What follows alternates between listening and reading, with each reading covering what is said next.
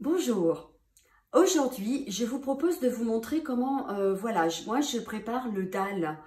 Donc le dal est un plat indien à partir de lentilles. Donc vous voyez, là j'ai rempli à peu près, on va dire 3/4 d'un bol de lentilles. La recette du dal, elle est intéressante parce qu'il y a aussi beaucoup de légumes dedans. Donc beaucoup de prana, beaucoup d'énergie dans cette recette. Ce qu'il faut savoir, c'est que pour les légumes, moi je prends les légumes de saison. Donc je varie régulièrement les légumes et je ne mets pas forcément les mêmes légumes. Donc j'ai appris à le faire en Inde et c'est ce qu'il me disait. Il me disait selon les légumes qu'on a sous la main, on met ce qu'on veut avec les lentilles. Donc voilà, aujourd'hui donc j'ai préparé une variété de légumes. J'en ai un petit peu plus que d'habitude. D'habitude j'en ai un peu moins.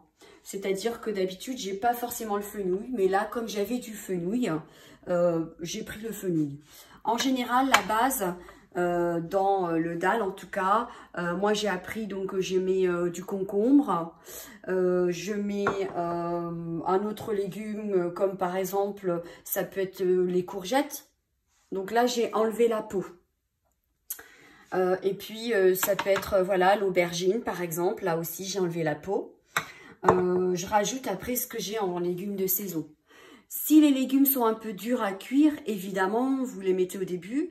Et les légumes qui sont plus rapides à cuire, je veux dire par exemple les champignons ou admettons si vous voulez rajouter quelques feuilles d'épinards, évidemment vous les mettez plus vers la fin. C'est assez logique. Pour les quantités, alors c'est vrai que je l'ai fait un peu maintenant au pifomètre, mais vous trouverez la recette avec les quantités de base et les épices de base en dessous, dans le lien en dessous qui vous amènera sur la description sur ma page internet de la recette. Donc aujourd'hui voilà, cette recette que j'ai préparée, c'est au moins pour 6-8 personnes. Vous allez voir, ça fait une grosse quantité, donc vous n'êtes pas du tout obligé de prendre ces quantités-là. Surtout que les carottes, je ne vais pas tout mettre parce que je vais faire un autre plat pour moi après. Donc, pour aujourd'hui, la base aussi. La base pour le dal, ce sont les tomates. Donc là, je n'avais plus de tomates fraîches. J'ai pris des tomates de mon jardin qui sont surgelées. Ça me dépanne. Mais vous pouvez aussi très bien prendre une petite boîte de tomates pelées ou au pire un peu du concentré de tomates. Mais toujours ajouter la tomate, une touche d'acidité. Ça, c'est une des bases aussi du dal. Donc aujourd'hui, bien sûr, donc les lentilles, hein, donc ensuite, donc là les lentilles, vous voyez, ce ne sont pas les lentilles vertes, hein, ce sont les lentilles corail. Hein. Moi, j'ai rajouté des poivrons. Ensuite, j'avais du fenouil, donc j'ai pris du fenouil. J'ai mis des courgettes. Je préfère enlever la peau. Il y a du bio en général, mais moi, je préfère enlever la peau. Aubergines, des carottes, le concombre, les tomates. Et alors, ce que j'aime à rajouter dans le dal, ce qui n'est pas systématique, en Inde, j'ai appris à le faire sans les pommes de terre, ce qui va vous donner en fait un dal plus liquide. Donc forcément, ça sera un peu différent, la texture va être plus liquide, alors que quand je vais rajouter des pommes de terre, ça va épaissir le dal et ça fait comme une texture de purée. Donc moi, je l'aime comme ça. J'aime quand le dal est assez épais et comme si c'est un peu une purée, ça fait consistant. Vous verrez à la fin ce que ça donne. Mais si vous le voulez un petit peu plus en sauce et un peu plus liquide, eh bien dans ce cas-là, vous ne mettez pas les pommes de terre. Donc, la première étape pour le dal, c'est de venir le mettre dans une grande casserole. Hein. En tout cas, moi, par rapport à ce que j'ai pris, il faut forcément une grande casserole. Et alors, c'est un petit peu collé au fond, mais c'est pas très grave. On va rajouter de l'eau. Alors, au niveau de l'eau, là, je prends l'eau du robinet. Et dans l'idéal, je vais pas le faire là aujourd'hui pour la vidéo, mais il faut le préparer un petit peu et laisser les lentilles tremper dans l'eau, normalement. Mais comme je voulais que vous voyez la quantité, comment on procède, voilà, je ne vais pas les laisser trop tremper, mais ça donnera à peu près le même résultat. Je vais rajouter donc les légumes au fur et à mesure. Et il faut que l'eau, vous allez voir, recouvre les légumes, mais pas trop. Donc, c'est parti. Je vais tout simplement allumer le feu et je vais verser tous les légumes au fur et à mesure. Je vous parlerai des épices après. Donc là, le fenouil, comme c'est la première fois, je ne vais pas tout mettre. De toute façon, normalement, avec les épices, on sent moins le goût des légumes. Donc là, je vais remettre un peu d'épices. Et après, les épices, avec le temps, hein, vous prendrez votre habitude. Hein. Peut-être au début, si vous n'êtes pas habitué, comme je disais, n'en mettez pas trop. Et puis, une fois que vous êtes habitué, vous pouvez voir... c'est comme toutes les recettes. Hein. C'est la base de l'alchimie. Hein. On teste et puis ensuite, on ajuste au fur et à mesure des recettes. Ce qui fait qu'on peut faire un peu sa sauce. Et puis, comme on aime, en fonction des ingrédients qu'on aime, et plus ou moins épicé ou pas. Donc, en fait, ça va donner à peu près cet aspect-là, quand, vous voyez, donc on va dire, là, quand vous mettez comme ça, on va dire que l'eau a à peu près recouvert tous les légumes, vous voyez, pour vous donner la base. Quand j'appuie partout, vous voyez, l'eau ressort un petit peu. Donc, ça, c'est la base. Il ne faut pas qu'il y ait trop d'eau.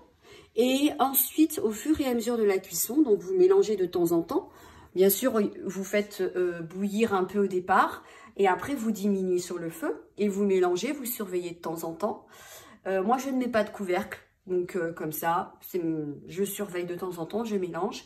Et si besoin, je vais rajouter de temps en temps de l'eau. Là, à voir. Il faut voir si les tomates dégorgent de l'eau, il faut voir si les concombres aussi en dégorgent un peu. Et si j'ai besoin... eh bien, je vais en rajouter. Vous voyez, on commence à voir un petit peu plus les lentilles. Vous voyez, les lentilles commencent à... Et les lentilles vont gonfler. Et donc, elles vont aussi prendre leur place dans le plat.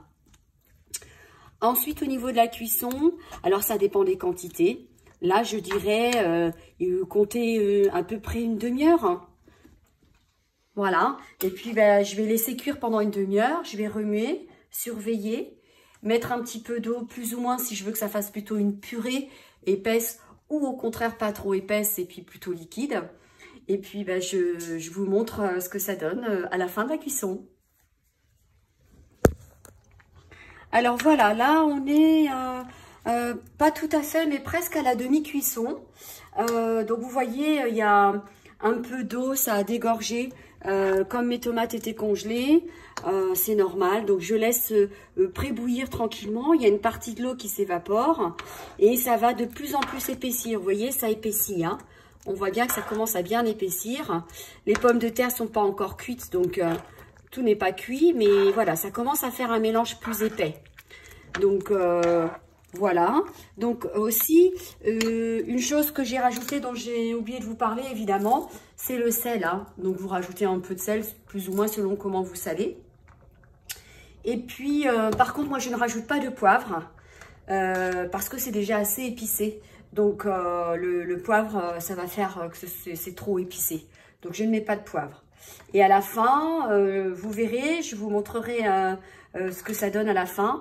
Et à la fin de la cuisson, je rajoute du ghee. Bon, là, bien sûr, c'est un ghee que j'ai acheté en Inde, mais le ghee, on peut le fabriquer soi-même, très simplement, hein, avec une motte de beurre que vous faites légèrement cuire et vous enlevez le dépôt au-dessus. Vous avez d'ailleurs la recette du ghee aussi dans mon site internet. Voilà, donc c'est pour la demi-cuisson et je vous dis à tout de suite pour voir le résultat. Voilà, nous voilà arrivés à la fin, pratiquement à la fin. Donc, vous voyez, là, ça a bien épaissi, regardez. Là, ça épaissit. Alors, je dirais que moi, je laisse encore 5-10 minutes à cuire. Vous voyez, c'est bien épais. Et ensuite, je laisse encore un petit peu, moi, personnellement, l'eau s'évaporer. Ce qui fait que les pommes de terre sont vraiment bien cuites et qu'on va retrouver des tout petits morceaux de pommes de terre. Là, on voit encore bien les morceaux de pommes de terre, mais ils sont pratiquement cuits. Tout est pratiquement cuit.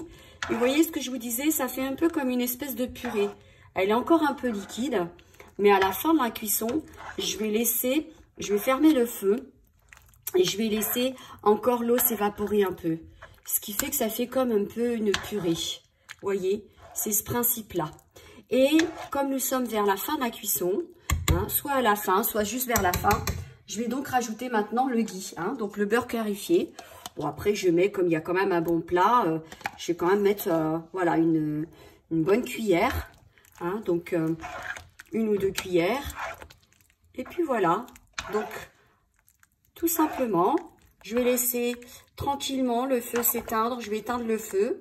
Et puis, ça va finir d'épaissir, finir de cuire. Donc, à vous de choisir après le dalle que vous préférez. Soit un peu liquide, soit moins liquide. Ça sera selon votre goût.